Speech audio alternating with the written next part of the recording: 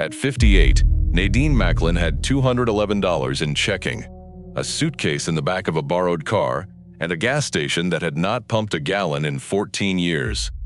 Her husband of 31 years had taken the house, the savings, the Ford, and the dog. His lawyer called what was left a gift.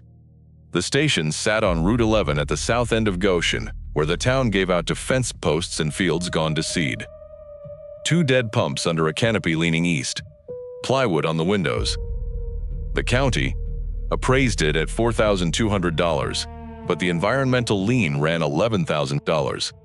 So Dennis Macklin had handed her a building worth less than nothing, and the courtroom had looked away.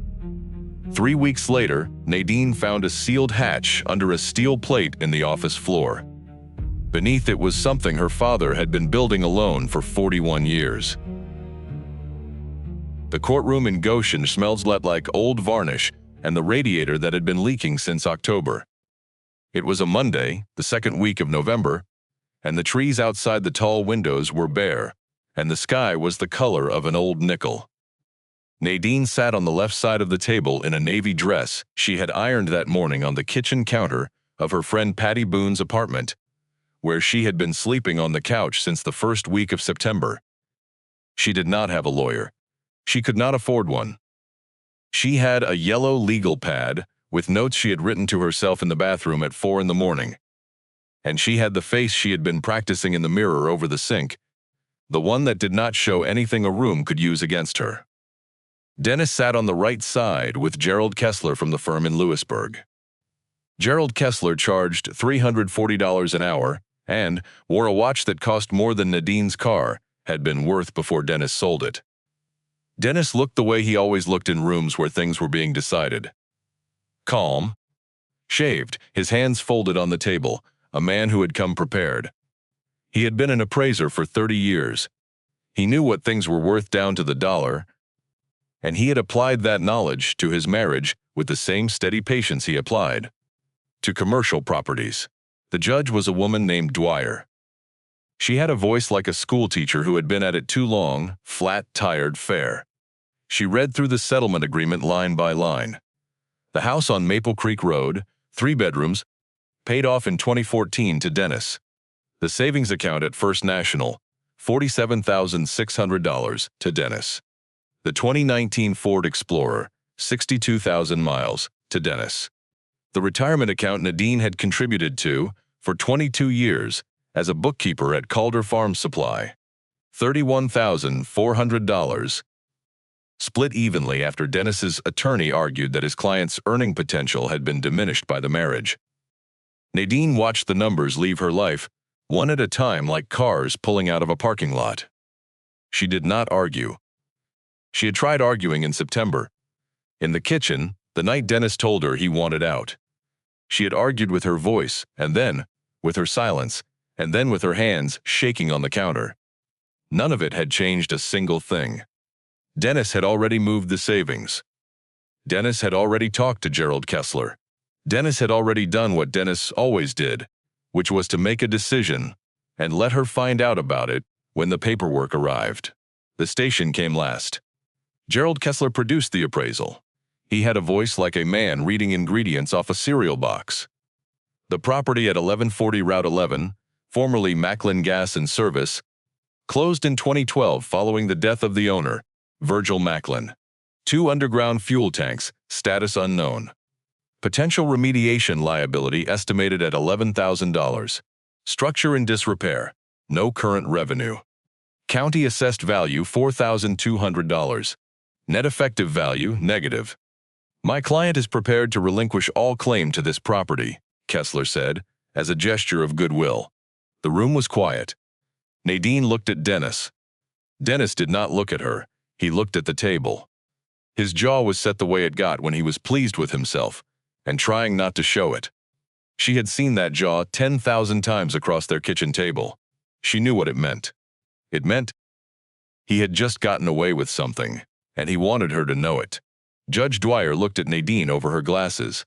Mrs. Macklin, do you accept the property at 1140 Route 11? Nadine thought about saying no.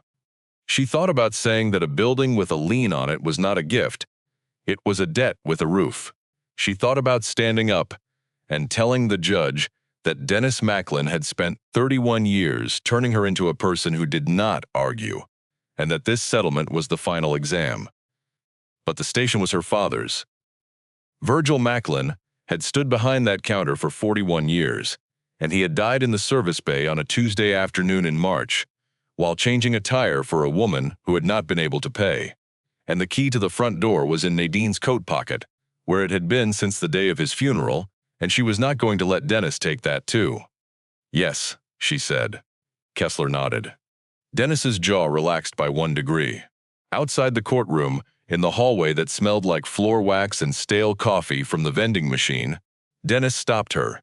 He was putting on his coat, a new one, camel-colored, the kind he never would have bought when she was managing the budget. "I hope you know I didn't do this to hurt you," he said. Nadine buttoned her own coat, the same one she had worn for 6 years. "Okay," she said. "The station's a liability, Nadine. You should let the county take it. Walk away clean. I know what it is. I'm trying to help you." She looked at him.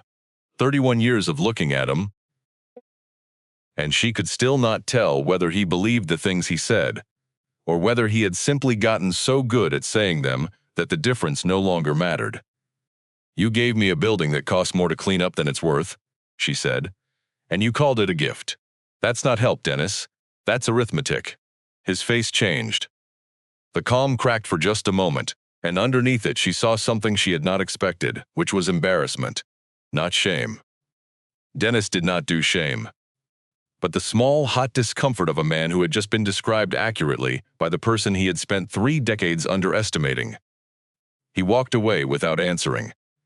His shoes made a sound on the courthouse floor that she would remember for a long time, the click of a man who had gotten everything he came for, and still could not leave the building fast enough. Nadine drove Patty's Honda 14 miles south on Route 11 with the heater on high and her hands steady on the wheel. She did not cry. She had cried in September and again in October, and she was done with it, now the way a person is done with a cold. Not because the misery has ended, but because the body has simply used up its supply. The station appeared on the right side of the road the way it always had, set back 40 feet from the shoulder on a patch of cracked asphalt that the weeds had spent 14 years colonizing. The canopy over the pumps listed to the east. The pumps themselves were the old kind, analog dials frozen at their last sale, $23.47 on the left and $31.02 on the right. The office windows were covered in plywood that had gone gray and soft. The service bay door was rusted open about 3 feet, enough to see the dark concrete floor inside and the oil stain that had been there since before Nadine was born. She pulled the Honda into the lot and shut off the engine and sat there. The sign was still up. Macklin Gas and Service. The letters had been painted by hand by her father in 1974, the year he bought the station from old Fenton Greer, who had run it as a 2-pump Esso since 1951.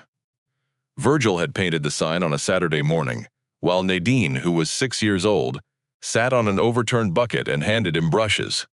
She remembered the smell of the paint and the way he squinted in the sun, and the fact that he painted every letter twice, once for coverage and once for pride.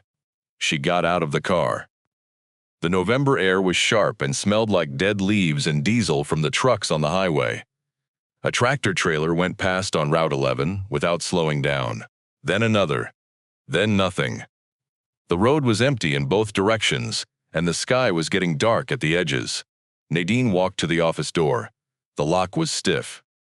She worked the key with both hands, the same key her father had given her the day she turned 17, the day he told her the station would be hers someday, and she had nodded and not understood what he meant because she was 17 and someday was a foreign country. The door opened. The air inside was cold and still, and smelled like dust and motor oil, and something underneath both of those things that she could not name but recognized the way a person recognizes a room they grew up in. The counter was still there, the old Formica one with the cash register impression still visible where the machine had sat for 30 years. The shelves behind the counter were bare. The calendar on the wall was from 2012, Open to March, the month her father died. She set her purse on the counter and stood in the middle of the station and listened to the building tick and settle around her. 14 years of silence. 14 years of her father's life's work sitting empty. On the side of a highway while the trucks rolled past and the weeds grew up through the asphalt. And the town forgot what the place had been. She had not come inside since the funeral. Dennis had not wanted her to. The environmental assessment, the lien, the liability. He had used those words the way he used all words, as tools to make her stop, and she had stopped. For 14 years, she had let Dennis's voice stand between her and her father's building. And now Dennis's voice was gone, and the building was still here, and so was she. She looked at the floor behind the counter. The linoleum was cracked and curled at the edges. Underneath it, barely visible in the dim light from the open door, she could see the edge of something that was not floor. A steel plate, bolted to the concrete with 6 hex bolts, flush and deliberate. She had never noticed it before. She had never had reason to look at the floor behind the counter when her father was alive, because her father was always standing on it. She knelt down and touched the steel. It was cold and solid and had been there a long time. The bolts were not rusted. Someone had greased them. Nadine sat back on her heels and looked at the plate for a long time. Then she stood up and walked out of the station and got back in the Honda and drove to Patty's apartment and did not tell anyone what she had seen. She went back the next morning. She brought a socket set from Patty's garage and a flashlight and a thermos of coffee and told Patty she was going to clean the station up, see what was salvageable. Patty had looked at her over the kitchen table with the expression of a woman who had watched her friend get smaller for 31 years and was not about to say a word against the first thing that had put light back in her face. The hex bolts came out clean, all 6 of them, one after another, smooth as if they had been turned last week. The grease on the threads was still soft. Whoever had put those bolts in had expected someone to take them out again someday. Nadine lifted the steel plate. It was heavy, maybe 30 pounds, and she had to set it aside carefully on the linoleum. Underneath was a hatch cut into the concrete floor, hinged on the far side, with a pull ring sunk flush into the surface. She grabbed the ring and pulled. The hatch opened on a square of darkness and a set of wooden stairs going down. She sat there a full minute with the flashlight in her hand before she went down. The stairs were solid. 7 steps to a concrete floor. The beam of the flashlight swept across a space she had not known existed her entire life. It was a workshop. Not a basement, not a crawl space. A workshop. Roughly 12 feet by 16 poured concrete walls, low ceiling with a single bulb socket and a pull chain. Along the far wall ran a workbench, heavy pine, with a machinist's vise bolted to one end. Above the bench, a pegboard held tools in careful rows, each one outlined in marker so you could see what was missing and nothing was missing. Screwdrivers graded by size. Pliers, wire cutters, soldering irons, a jeweler's loop on a chain. On the shelves to the left of the bench sat a row of objects, each one tagged with a small paper label in handwriting she knew. A mantel clock with its back panel removed. A transistor radio in a brown leather case. A child's music box with a ballerina whose arm had been reattached with a tiny pin. A sewing machine, a singer, its motor rebuilt and gleaming. Each tag had a name and a date. Parsons, June 2004. Welch, October 2007. Grady, April 2011. On the workbench, open to its last entry, lay a leather-bound ledger. The cover was dark with handling, and the spine was cracked. She picked it up. The pages were dense with her father's handwriting. The same careful block print he had used on invoices and receipts her whole life. The same hand that had painted Macklin Gas and Service on the sign above her head. She read the first entry. It was dated September 12, 1971. Brought in by Marion Lester. Alarm clock, West Clocks Big Ben, mainspring broken. She says it was her husband's. He carried it overseas and it hasn't worked since he came back. Replace the mainspring with one from the bin. Runs true, she cried when she heard it tick. No charge. Nadine turned the page, and the next, and the next. Every entry the same shape, a name, an object. What was wrong with it? What Virgil did to fix it? and one line, always, about why it mattered to the person who brought it. She sat down on the bottom step with the ledger in her lap and read until the thermos was empty and the flashlight began to dim. She was still sitting there when she heard footsteps above her, heavy and cautious on the station floor. "Hello?" The voice was rough, male, and old. "Somebody down there?" I saw the car. Door was open. Nadine climbed the stairs, with the ledger pressed against her chest. Standing in the middle of the station, with a paper bag from the hardware store across the road, was Wade Dawson, 74 years old, 6'1", in a canvas jacket with grease under his nails. He owned Dawson's Hardware, the only store left open on this stretch of Route 11, and he had known Virgil Macklin for 35 years. He looked at her, and then at the open hatch in the floor, and then back at her.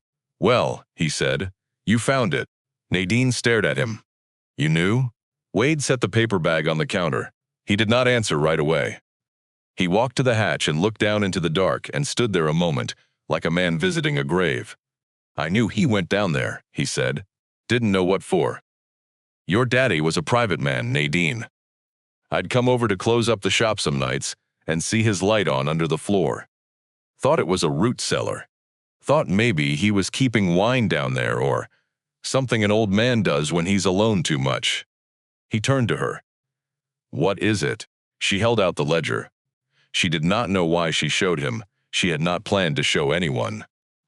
But Wade Dawson had been at her father's funeral, and he had been the one who carried the casket, and he had stood at the back of the church and wept without making a sound. And Nadine had carried that image for 14 years. Wade took the ledger and opened it and read. He read slowly. The way a man reads something that changes the shape of a person he thought he already knew. After a few pages he stopped and looked up, and his eyes were bright. "He fixed my grandmother's mantel clock," Wade said. "I brought it to him in 1986. She was gone by then, but the clock still ran and I couldn't bear to let it stop. He took it home, that's what he told me. Said he'd look at it. I picked it up a week later, running perfect, and he wouldn't take $1 for it. Said it wasn't work, it was a favor." He looked down at the hatch. "It wasn't a favor, Nadine. He did 1,860 of them." Nadine sat down on the stool behind the counter. The same stool her father had sat on for 4 decades, and pressed her hands flat on the formica and breathed. She had spent 31 years married to a man who knew the price of everything and the worth of nothing. And here was her father's answer to that, written in block print in a leather book in a room nobody knew existed. Wade stayed an hour. He helped her bring up the objects from the shelves, the ones tagged with names, and set them on the counter in a row. There were 14 of them, the last batch. The repairs Virgil had finished and never had the chance to return. A clock, a radio, a child's toy truck with a wheel reattached, a set of reading glasses with a new hinge, each one tagged, each one waiting for a person who had probably forgotten they had left it. "I've got something for you," Wade said on his way out. He went across the road and came back with a cardboard box that had been sitting in the back room of his hardware store for 14 years. It was Virgil's tools, the ones he kept at the counter, the ones he used for the small repairs people brought in that he did right in front of them. A set of screwdrivers, a pair of needle-nose pliers, a pocket magnifying glass, a tube of contact cement. "He gave these to me the week before he passed," Wade said. "Told me to hold them. Didn't say for who. I think we both know now." Nadine took the box. It was not heavy. It was the weight of a man's hands, which is nothing and everything. That night she slept at the station. She did not plan to. She drove to Patty's and sat on the couch and could not be still. At 10 she drove back. She brought a sleeping bag from Patty's closet and a pillow, and she lay on the office floor next to the open hatch with her father's ledger beside her and listened to the trucks pass on Route 11 and read entries by flashlight until she fell asleep. The second entry she read that night was dated March 3, 1974, brought in by Vivian Harker. "Sewing machine, Singer 401A, tension assembly frozen. She sews curtains and men's clothes for the whole street. Says she can't afford a new one and can't work without this one. Took the assembly apart, cleaned it, replaced the tension spring with one from a machine I found at the dump last month. Runs smooth. She brought me a pie. Blackberry. No charge. The third entry, November 1979. Brought in by Dale Fenton. His boy's bicycle rear wheel bent, chain broken. The boy had been riding it in the road, and a car clipped it. The boy was fine. The bicycle was not. Dale said the boy hadn't slept since. Straightened the wheel in the vise. Replaced the chain. Repainted the fender where the paint had scraped off. Used the red from the touch-up can in the cabinet. The boy came in with Dale to pick it up and rode it in circles in the parking lot until dark. No charge. Every entry ended the same way. No charge, no charge, no charge. 41 years and 1,860 entries, and not one of them said anything but no charge. She slept 3 hours. She woke at dawn to the sound of an engine idling in the lot and a knock on the office door. She opened it in her sleeping bag and found a pickup truck with Virginia plates and a man standing beside it with a gas can in one hand, and a confused look on his face. "Pumps don't work," he said. "I can see that." Nadine looked at the dead pumps and the man with the gas can and the highway behind him and almost laughed. It was the first time she had almost laughed in 2 months. "Sorry," she said. "Station's been closed since 2012. The man looked at the station, and then at her, standing in the doorway in a sleeping bag with a flashlight in her hand. He was about 40, lean, in a canvas work jacket with the collar turned up. His truck had the look of a vehicle that was driven hard and maintained carefully.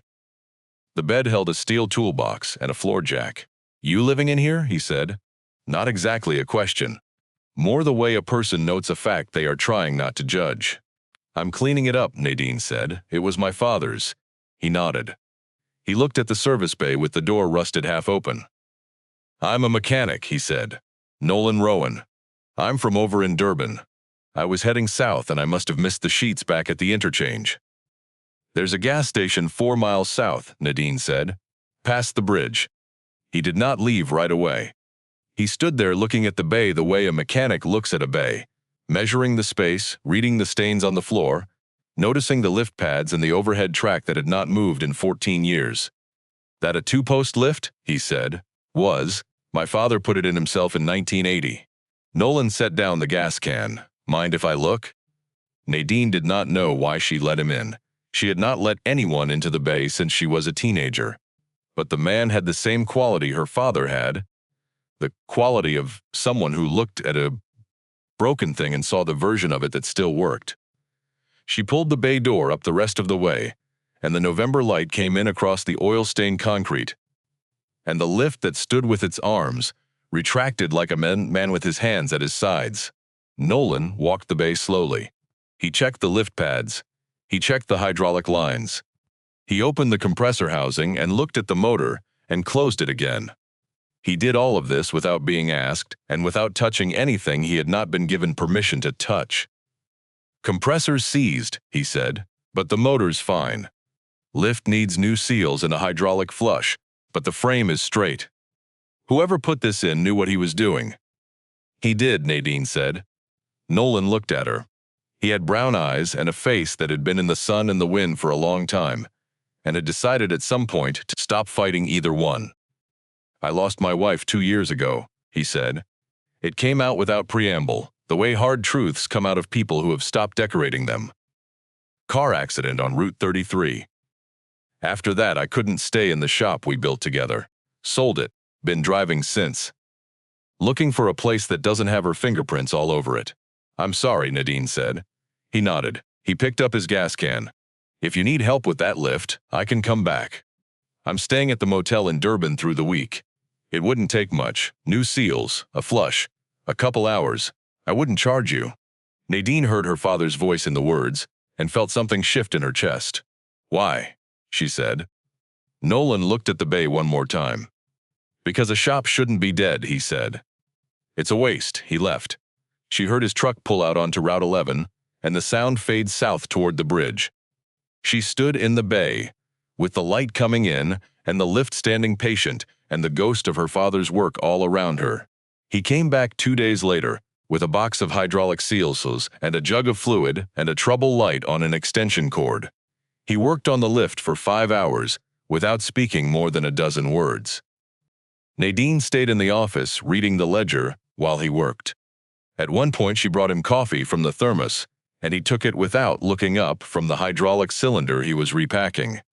At the end of the day the lift went up and came down smooth and true. Nolan wiped his hands on a rag and said, "There you go." Nadine looked at the lift and at the man who had fixed it and at her father's station coming back to life one piece at a time. "What do I owe you?" "Nothing," Nolan said.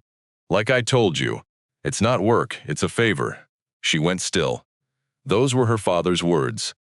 Not the words themselves, which were common enough, but the cadence, the way they sat in the air like something that had been decided before it was ever said. That first week became 2.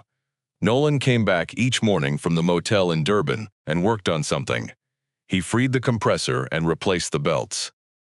He cleaned the bay floor with a degreaser he mixed from supplies at Wade's hardware store. He rehung the bay door on new rollers. Nadine worked beside him or worked alone in the office, pulling plywood off windows, sweeping 14 years of dust and leaves and mouse nests out of corners, scrubbing the counter with a brush until the formica showed its original blue. Wade watched all of this from across the road. He came over most afternoons with his paper bag, which always contained something Nadine needed and had not asked for. A box of light bulbs, a roll of electrical tape, a tube of caulk, a bag of wood screws. He never said what the bag cost. Nadine asked once, and he gave her the same look her father would have given and said, "Your daddy kept my store wired for 20 years. Call it even." The town noticed. People drove past slower. A woman Nadine did not recognize stopped one afternoon and stood at the edge of the lot and looked at the station, with the plywood coming off the windows and the bay door moving again, and said to no one in particular, "Somebody's opening Virgil's place." The word moved through Goshen the way words move through small towns, which is by supper. Nadine read the ledger every night. She had worked through the first 10 years by the end of the second week. Every entry expanded her father's life in a direction she had not known to look. He had fixed the mayor's grandfather clock in 1983, the one that sat in the town hall lobby and had not kept time in 6 years. He had repaired the diner's coffee maker so many times he eventually rebuilt it from parts. And the entry noted that Darlene, the owner, had been open 363 days that year and could not afford a new one, and that a town without a diner was a town without a center. He had fixed screen doors and radios and lawnmower engines and a girl's violin bow and a man's pocket watch that had belonged to his father, who had died at a mine in Fayette County in 1954. None of these repairs appeared in any business record Nadine had ever seen. They did not appear in her father's tax returns. They did not appear in the station's books. They existed only in the ledger, in the workshop under the floor, in the quiet space between what a man did for a living and what he did for a life. On the 16th night she found the entry about Dennis. October 4th, 1991. Brought in by Dennis Macklin, Nadine's husband. Transmission on his truck, 1988 Chevy, third gear gone. Says he can't afford the shop rate in Lewisburg and needs the truck for work. Nadine is pregnant with their first. Pulled the transmission, rebuilt the synchronizer, replaced the cluster gear with one from the yard in Raynell. 14 hours of work. Truck runs right. And then her father's one-line note, the line that came at the end of every entry like a small verdict. "Boy doesn't know what he has. Hope I'm wrong." Nadine closed the ledger and sat on the office floor with her back against the counter and pressed her hands into her eyes. Her father had spent 14 hours under Dennis's truck, in this shop, in silence, and when he was done he had written the truest sentence anyone had ever written about her marriage, and he had never said it to her face. He had put it in the book instead, alongside 1,860 other quiet truths, and sealed it under the floor and died. She understood something then that she had not understood before. The ledger was not a record of repairs, it was a record of attention. Her father had watched this town the way a good doctor watches a patient, not from the outside, not from above, but from inside the machinery, his hands on the parts that were breaking, his eyes on the people who could not fix them alone. He had never told anyone because the telling would have changed it. The telling would have made it a service, and a service can be paid for, and a thing that can be paid for can be owed, and Virgil Macklin had wanted none of them to owe him anything. He wanted them to think the clock just started working again. He wanted them to think the coffee maker had healed itself. He wanted to be invisible in the middle of everything, which is the hardest kind of presence there is. On the morning of the 19th day, Wade came across the road without his paper bag. His face was different. He stood in the doorway and said, "Dennis called me." Nadine was on her knees behind the counter, with a bucket and a brush. She stopped. "He knows you're here," Wade said. "He knows you're fixing the place up. Somebody in town told somebody who told his sister who told him. He wants to know what you found under the floor." Nadine sat back on her heels. "How does he know about the floor?" Wade looked uncomfortable. "I may have told Darlene at the diner about the workshop. Darlene told everyone. You know how it goes." Nadine did know how it goes. She had grown up in a town where the walls had ears, and the ears had mouths, and the mouths had no off switch. What did he say? Wade shifted his weight. "He says anything under that building is marital property. Says the settlement only covered the surface structure. Says his lawyer is looking into it." Nadine stood up. She put the brush in the bucket. She wiped her hands on her jeans. She walked to the hatch and looked down into the workshop where her father's tools hung in their outlines, and the ledger sat open on the bench, and the objects waited on their for people who had forgotten they were coming. "Let him come," she said. Dennis came on a Thursday. He brought Gerald Kessler, who brought a briefcase and the same cereal box voice. They pulled into the lot in Dennis's new Explorer, the one Nadine's half of the retirement account had helped pay for, and they got out and stood in the November cold and looked at the station with the windows uncovered, and the bay door working and the light on inside. Nadine met them at the office door. She did not invite them in. "Nadine," Dennis said. He used the voice he used when he wanted her to feel small and reasonable at the same time. "We need to talk about what you found." "I found my father's workshop," she said, "and his tools, and a ledger of 40 years of repairs he did for people in this town, none of which belongs to you." Kessler stepped forward. "Mrs. Macklin, the settlement agreement transferred the property, defined as the surface structure and the lot. Any subsurface improvements, contents, or discoveries not enumerated in the agreement remain joint marital property pending a supplementary division." Nadine looked at the lawyer. She looked at the briefcase and the polished shoes and the watch and the way he held his body, like a man who had never been told no by anyone who couldn't afford to say it. "Those are my father's things," she said. "The law doesn't distinguish between sentiment and property," Kessler said. "Then the law is wrong," Nadine said. She said it the way her father would have said it, plain and flat and without a single extra word. Dennis stepped in front of his lawyer. "Be reasonable, Nadine. If there's something of value down there, we can split it. That's fair. I'm not trying to take anything from you. I'm trying to make this equitable." Nadine almost laughed again. The word equitable in Dennis's mouth was a coin with only one side. "You gave me this building because it was worthless," she said. "You told the judge it was a liability. Your own appraiser put the number on the page. -$7,000. You remember that number, Dennis? You picked it. You wanted me to have a thing that cost more to own than to walk away from, and now you're standing in my parking lot telling me it's worth splitting." Dennis's jaw set. She watched him calculate. She had watched him calculate her whole marriage, the private math that ran behind his eyes whenever money or power or position was in play. She used to find it reassuring. A man who could count could be trusted to keep things steady. It had taken her 31 years to understand that the counting was not about steadiness. It was about control. A man who knew the price of everything could always tell you what you were worth, and the number was always just low enough to keep you from leaving. "I'll file a motion," Kessler said. "We can have a hearing scheduled within 3 weeks. Do what you need to do," Nadine said. They left. The Explorer pulled out of the lot and turned north on Route 11, and Nadine stood in the doorway of her father's station, and felt something she had not felt in 31 years, which was the solid ground of a thing she was not willing to give up. Wade had watched the whole exchange from the hardware store window. He came across the road before the explorer was out of sight. "You all right?" "I'm fine." "He's going to file something." "I don't have a lawyer, Wade." Wade rubbed the back of his neck. "My niece married a lawyer up in Elkins. Not a fancy one, but he knows property law. I can call him tonight." "Please," Wade called. The lawyer's name was Garrison Webb.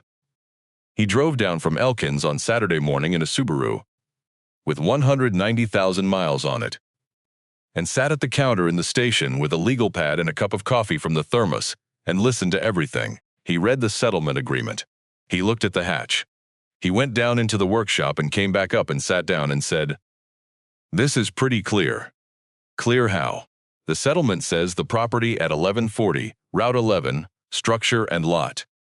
It does not enumerate subsurface improvements, because nobody knew they existed. But the property description uses the county parcel boundaries, which go to bedrock. Everything within the parcel transferred to you. Everything. That includes the workshop, the contents, the ledger, and anything else down there. Dennis's attorney drafted this agreement. If they left out the subsurface, that's their drafting error, not yours." He took a sip of coffee. "The other thing is," he said, "even if a court ordered the subsurface contents divided, what are they dividing? A workbench? Hand tools? A ledger of free repairs? The objects down there belong to the people named on the tags. They're unclaimed personal property. The ledger has no commercial value. There's nothing here to split. If you have made it this far into Nadine's story, hit subscribe, because what happens next is the part I have been waiting to tell you." Nadine looked at him. There was one more thing she had not told anyone yet. She had found it the night before, behind a false panel at the back of the workbench. A fireproof box, gray, heavy, locked with a combination that turned out to be Nadine's birthday, month, day, year. Inside the box was $28,000 in cash, bundled in groups of $500 with rubber bands. And beneath the cash was a second ledger, smaller, thinner, with a different kind of entry. She brought the box up from the workshop and set it on the counter and opened it. Garrison Webb looked at the cash and at the second ledger and was quiet for a moment. Nadine opened the second ledger. The entries were loans. Small amounts, $200, $500, $800, $1,200. Each one dated. Each one with a name. Each one with a note. February 1985. Loan to Dale Fenton, $400. Needs a new well pump. Bank turned him down. He's got 3 kids under 10. Repaid in full, June 1985. September 1993. Loan to Darlene Phelps, $1,200. Diner needs a new fryer. Without it, she closes. She keeps this town fed. Repaid in full over 8 months, interest 0. April 2003. Loan to Greta Holcomb, $800. Needs to fix the porch or the county will condemn the house. She is 79 and has nowhere else.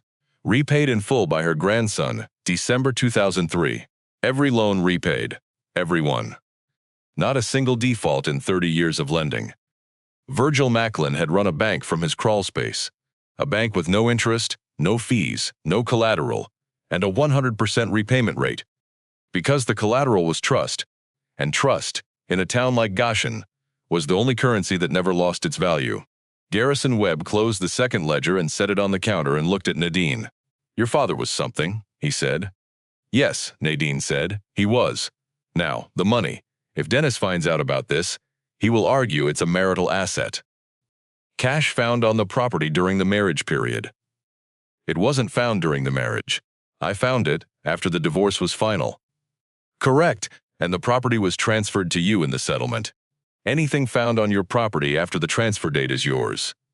He can file, he can argue, but I would put money on the judge, and I don't say that often." "What do I owe you?" Nadine said. Garrison Webb looked at Wade. Wade looked at the ceiling. "Your father fixed my mother-in-law's sewing machine in 2006, Webb said. "She talked about it every Thanksgiving until she passed." He turned a page in the second ledger and pointed. There it was. Loan to Edith Webb, $300. Roof leak over the kitchen. Repaid in full by her daughter, April 2007. He closed the ledger. "Call it even." The next 2 weeks Nadine worked. She cleaned the workshop. She organized the tools.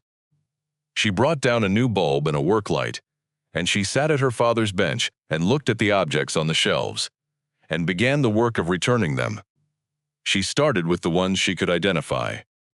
The mantel clock she carried across the road to Wade, who set it on the counter of his hardware store and wound it, and it chimed the hour at 3 in the afternoon. And 3 people in the store stopped and looked at it, and one of them, an old woman Nadine did not know, started to cry. "That's Holcomb's clock," the woman said. "Ada Holcomb's clock. It's been missing 12 years. Where did you find it?" "My father had it," Nadine said. "He was fixing it for her." The woman looked at the clock and then at Nadine and said, "Your daddy fixed my screen door in 1997. I came home from the hospital and it was done. He never told me he'd been there. I only knew because the hinge was different and the screws were new." Word spread again. Supper to breakfast this time. People began coming to the station. Not for gas, which did not exist, and not for repairs, which Nadine was not offering. They came to see the workshop. They came to see if their names were in the ledger, and they were. Name after name, year after year. The diner owner, the school janitor, the woman who ran the post office for 28 years, the farmer at the end of Route 11 whose irrigation pump Virgil had rebuilt 3 times, the barber whose clippers Virgil had rewired, the minister whose church organ Virgil had kept breathing for a decade. They came into the station, and Nadine showed them the ledger and watched their faces change as they found themselves in its pages. Some of them laughed. Some of them went quiet. The barber sat on the stool behind the counter and read his entry, and then closed the book and held it against his chest for a moment and said, "I always wondered who kept that organ going. I asked around for years. Nobody knew." "Your father knew," Nadine said. The barber looked at her with wet eyes. "Yes," he said, "he did." Dennis filed his motion on a Monday. The hearing was set for December 19th, 5 weeks out. Kessler's brief was 11 pages long and argued that the workshop constituted an undisclosed improvement to the marital property, that the contents, including the cash, represented a hidden asset that should have been disclosed during the settlement proceedings, and that the court should order an immediate inventory and supplementary division of all subsurface contents, including, specifically, the $28,000 in currency. Garrison Webb read the brief at the counter of the station, with his reading glasses pushed up on his forehead, and said, "He's reaching. He's reaching with a $340 an hour arm," Nadine said. "Length of the arm doesn't change the law. The property transferred. The transfer date is the relevant date. Everything found after transfer belongs to the transferee. That's you. The only question the judge might entertain is whether the workshop constitutes a material non-disclosure. But you didn't know about it, and Dennis didn't know about it, and his own appraiser inspected the property and didn't find it. Non-disclosure requires knowledge. Nobody had knowledge. What if he argues, "My father told me"? Did he? No. Nadine looked at the hatch. "He never told anyone, Garrison. That was the whole point. Then we're fine. But I want to do something else. I want to bring witnesses. People whose names are in that ledger. Not to testify about the law, but to testify about the ledger. About what it is, what it meant. I want the judge to understand that this is not a hidden asset. It's a hidden life. And it belongs to the daughter he hid it for."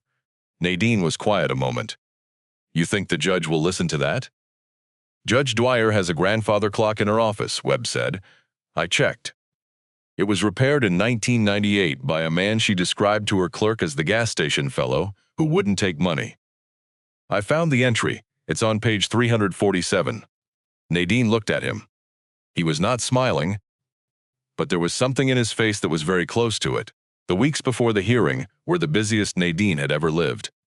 She worked on the station from dawn. Nolan came every morning.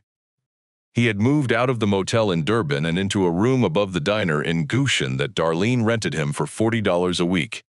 He rebuilt the compressor. He reconnected the air lines in the service bay. He replaced the fluorescent tubes in the office ceiling. The station began to look, not new, but cared for, which was a different thing and a better one. Wade brought Nadine a space heater and a small refrigerator from his back room and would not discuss payment. Darlene brought soup from the diner 3 nights a week and pie on Saturdays. A woman Nadine had never met left a set of sheets and a pillow on the station doorstep with a note that said, "Your father fixed my washing machine in 2009. It was the only one I had. I hope you sleep warm." Nadine slept at the station every night now. She had set up the office as a small room, the sleeping bag on a cot Wade found, the refrigerator in the corner, the space heater under the counter. It was not comfortable, but it was hers, and her father's name was on the sign, and the November cold that came through the walls carried the same smells she had breathed as a child. Oil and concrete and the faint sweetness of old gasoline that had soaked into the ground for 60 years. She had $83 left. She did the math every night the same way she had done the books at Calder Farm Supply for 22 years, careful, honest, and scared. The money from the fireproof box she did not touch. It was not hers, it was the town's. She would figure out what to do with it after the hearing. After she knew whether she still had a station to stand in. On the first Saturday of December, she found the letter. It was in the ledger, tucked between the last 2 pages, sealed in a plain white envelope, with her name on it in her father's handwriting. She had been reading the entries in order, 1 era per night, and she had reached the final years, the entries from 2010, 2011, 2012. They were shorter. The handwriting was less steady. Virgil's entries from those last years had the quality of a man who was running out of time and knew it. The last entry was dated March 7, 2012, 5 days before he died. Brought in by nobody, my own hands. The station. What's wrong with it? Nothing that won't fix with the right person. What I did, kept it going 41 years. Why it matters? Because a town is a machine and every machine needs someone who knows where the broken parts are. Below that, in a hand that trembled, Nadine. If you're reading this, you found the shop. I'm sorry I never showed you. I was afraid you'd tell Dennis, and Dennis would have sold the tools and called it practical. You are the one good thing I built above ground. Everything else is down here. Take it. Keep it. Don't let anyone tell you what it's worth. They don't know. Only you and I know. She opened the envelope. Inside was a single sheet of paper, folded twice, a letter that had never been mailed. It was addressed to her. Nadine, I have been trying to write this letter for 6 years, and I cannot get the words to come out right, so I will say it plain. I should have told you about Dennis.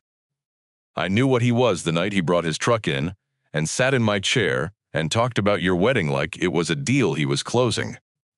I fixed his transmission, and I kept my mouth shut because I thought it wasn't my place. A father should trust his daughter to see what he sees. I was wrong. You couldn't see it because he made sure you couldn't, and I let him. That is on me. The shop is yours. The ledger is yours. The money in the box is a fund I kept for people the bank wouldn't help. If you need it, use it. If you don't, keep it running. This town needs someone who fixes things without being asked. I am getting too old to be that person. I hope you are not too tired to be the next one. I love you. I have always loved you. I am not good at saying it, and I am worse at writing it, and so I will stop here and trust that you know. Dad. Nadine sat on the cot in the office with the letter in her hands and cried the way a person cries when they discover they were loved more than they were ever told, which is quietly, and for a long time, and with a gratitude that has no bottom. The hearing was on a Tuesday. Judge Dwyer's courtroom was the same one where the divorce had been finalized 6 weeks earlier. The same old varnish, the same leaking radiator, the same tall windows with the bare trees outside, and the sky the color of an old nickel. Dennis sat on the left this time. Nadine sat on the right. She had a lawyer now. Kessler presented his argument in 20 minutes. Hidden assets. Material non-disclosure. The subsurface workshop constituted an improvement that added value to the property and should have been included in the settlement valuation. The $28,000 was marital property concealed from the court. Garrison Webb stood up and spoke for 12 minutes. He presented the settlement agreement, the county parcel description, the transfer date, and the legal definition of non-disclosure. He presented affidavits from Dennis's own appraiser, confirming that no subsurface inspection had been requested or performed. He presented the ledger as a personal journal of zero commercial value. And then he asked the judge's permission to call 3 witnesses, not as expert testimony, but as character evidence for the nature of the property. Judge Dwyer looked at Kessler. Kessler objected. Dwyer overruled. The first witness was Wade Dawson. He stood at the front of the courtroom in his canvas jacket and told the judge about the mantel clock his grandmother had owned and the night Virgil fixed it for free in 1986. He told her about the 35 years he had known Virgil and the tools he had carried across the road the day Nadine came back. He spoke for 4 minutes and did not once look at Dennis. The second witness was Darlene Phelps, who owned the diner. She told the judge about the coffee maker. Virgil had rebuilt 4 times. She told her about the $1,200 Virgil had loaned her to buy a new fryer when the bank said no. She told her she had repaid every cent over 8 months and that the diner was still open and still serving the town 30 years later. She did not raise her voice. She did not need to. The third witness was an old woman named Greta Holcomb, 91 years old, who came into the courtroom on a walker and told the judge that Virgil Macklin had loaned her $800 in 2003 to fix her porch before the county condemned her house, and that her grandson had repaid it by Christmas, and that she was still living in that house 20 years later, because a man in a gas station had decided her home was worth saving. Judge Dwyer listened to all 3 without expression. When Greta finished, the judge looked at the ledger, which had been entered as an exhibit, and she turned to a page in the back, and she read it silently, and her face did something Nadine recognized, the same thing Wade's face had done when he first opened the book. The same thing the barber's face had done. The same small realignment that happens when a person discovers they were held up by a hand they never saw. The judge's ruling took 3 minutes. The property at 1140 Route 11 was transferred in its entirety to Nadine Macklin in the settlement agreement dated November 8th. The parcel description, which the petitioner's own attorney drafted, defines the property by county boundaries extending to bedrock. All contents within those boundaries, including subsurface improvements and personal effects, transferred with the property. The petitioner has presented no evidence of non-disclosure, as neither party was aware of the subsurface workshop at the time of the settlement. The cash found on the premises postdates the transfer and is the sole property of the respondent. She paused.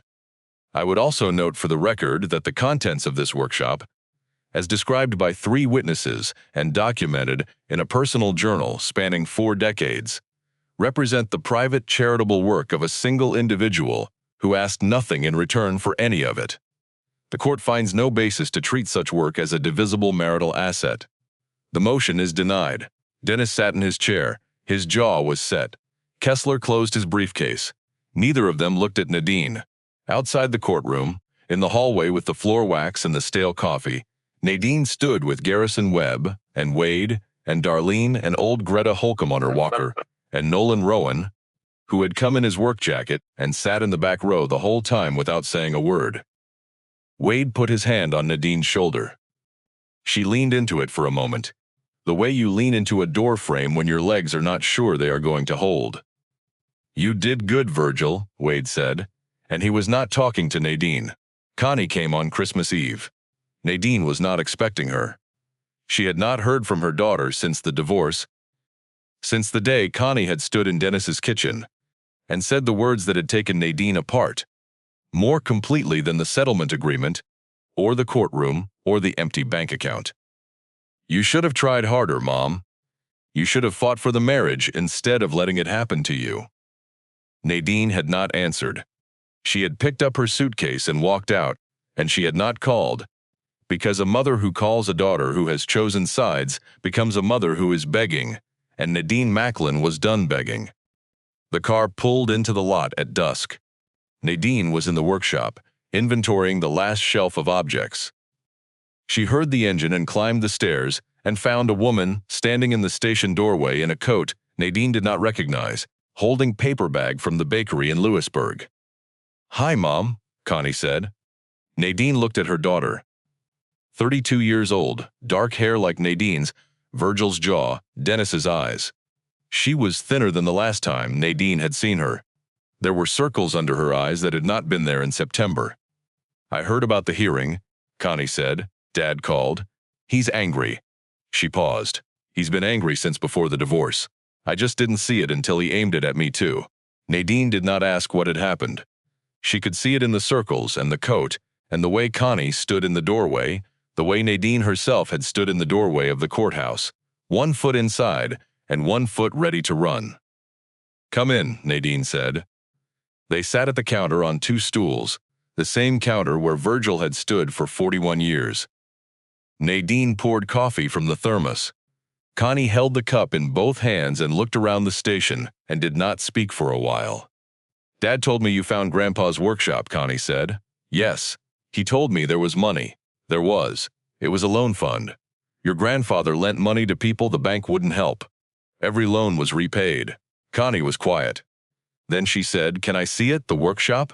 Nadine led her down the stairs. The workshop was lit by the new work light, warm and yellow. Connie stood at the bottom of the stairs and looked at the pegboard, and the tools and the bench, and the objects on the shelves. She walked along the shelves slowly, reading the tags: Parsons, Welch, Grady. She stopped at a small wooden music box with a hand-painted lid. The tag read, "Built for Constance Nadine Macklin. Christening gift. October 1994. Plays Claire de Lune. Mechanism from a Swiss movement salvaged from an estate sale in Roanoke. 38 hours of work. Built," the tag said. "Not fixed. Built." Connie picked up the music box. She turned the key on the bottom. The mechanism inside was clean and bright, and when she opened the lid, it played. The notes were thin and sweet and precise in the small concrete room, and they filled the workshop the way light fills a window, all at once, without asking permission. "He built this for me," Connie said. She was not asking. 38 hours, Nadine said. "You were 3 weeks old." Connie held the music box and listened to it play all the way through.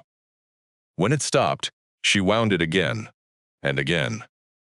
She played it 4 times standing at her grandfather's workbench in a room he had built in secret, and on the 4th time she set it down on the bench and put her face in her hands and wept.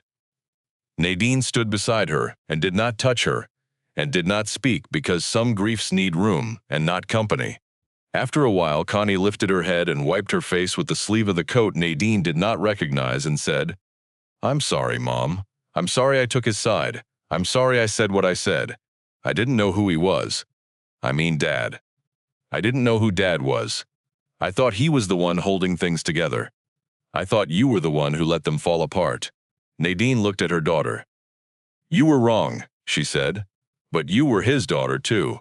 I don't hold it against you. You should. I don't." Connie picked up the music box again and held it against her chest. "Can I keep this?" "It was built for you," Nadine said. "It's been waiting 32 years. Connie stayed 3 days.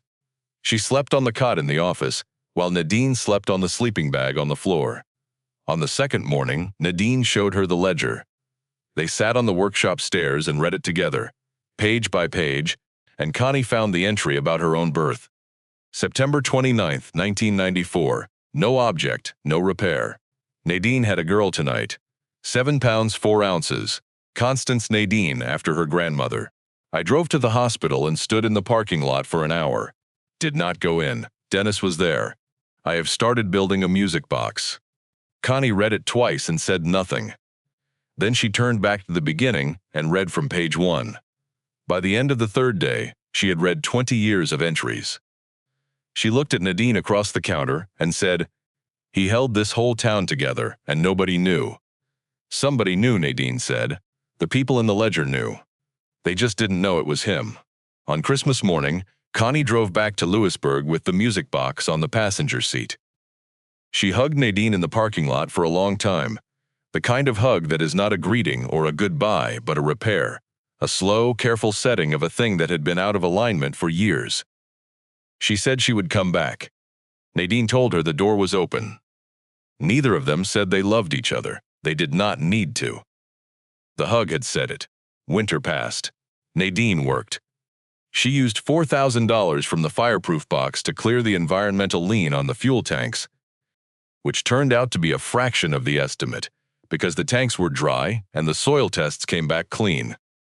She used another $2,000 to reconnect the electricity and water. The rest of the money she kept in the box, in the workshop where her father had kept it. She would figure out how to keep the fun going. There was time.